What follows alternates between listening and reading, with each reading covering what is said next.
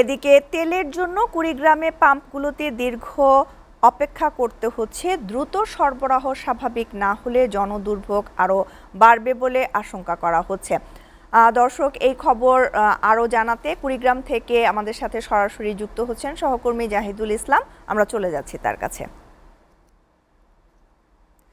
জাহিদ, কুড়িগ্রামের তেলের পাম্পগুলোতে কি অবস্থা দেখছেন? সেখানে ক্রেতাদের সাথে কথা বলে আপনি কি জানতে পারছেন, কি বলছেন তারা?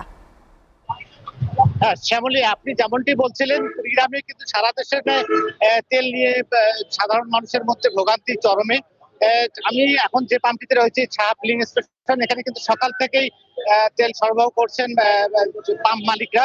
দীর্ঘ লাইনে দাঁড়িয়ে কিন্তু ৩-৪ ঘন্টা অপেক্ষার পর বাইকাররা তাদের বাইকে কিছু তেল পাচ্ছেন। হয়তো বা কিছুক্ষণের মধ্যেই শেষ হয়ে যাবে এই পাম্পের তেল।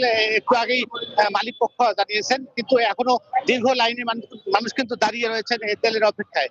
আমি যেমনটি জেনেছি তাদের সঙ্গে কথা বলে, তেল সরবরাহকারী প্রতিষ্ঠানগুলো কিন্তু রেশনিং পদ্ধতিতে একদিন দুদিন পর পর পাম্পগুলোতে তেল সরবরাহ করছে। যে তেল সরবরাহ করছে সেটি কিন্তু যখন থেকে বাইকারদেরকে দেওয়া শুরু করতেছে তখন থেকে শেষ না হওয়া পর্যন্ত দীর্ঘ লাইনে দাঁড়িয়ে কিন্তু গ্রাহকরা তেল সংগ্রহ করছে। তবে ঈদের আগে 1 থেকে 200 টাকা করে তেল দেওয়ার পরিমাণটা থাকলেও কিন্তু ঈদ পরবর্তী সময়ে কিন্তু এর পরিমাণটা একটু বেড়েছে। গতকাল 400 টাকা করে প্রতিটি গাড়িতে তেল দিয়েছিল মালিক পক্ষ। এখন কিন্তু সেটি এই পাম্পে কিন্তু আজ সর্বোচ্চ তেল দিচ্ছেন, সেটি 500 টাকার করে তেল প্রতিটি গাড়িতে দিচ্ছেন। আমি ফিলিং স্টেশন মালিক সমিতির সাধারণ সম্পাদকের সঙ্গে কথা বলেছি, কাজল আহমেদের সঙ্গে। তিনি আমাকে যেমনটি জানিয়েছেন যে জেলায় 21টি ফিলিং স্টেশন রয়েছে এবং এই 21টি ফিলিং স্টেশনে প্রতিদিন কিন্তু 4 লক্ষ লিটার তেলের প্রয়োজন সব মিলিয়ে। কিন্তু এখন পর্যন্ত যেটি জেনেছি যে ডিজেলের সরবরাহ স্বাভাবিক থাকলেও কিন্তু অ্যাক্টন এবং অকটেন এবং পেট্রোলের সরবরাহ অনেকটাই কম এবং সে কারণেই ভোগান্তি কিন্তু চরমেই।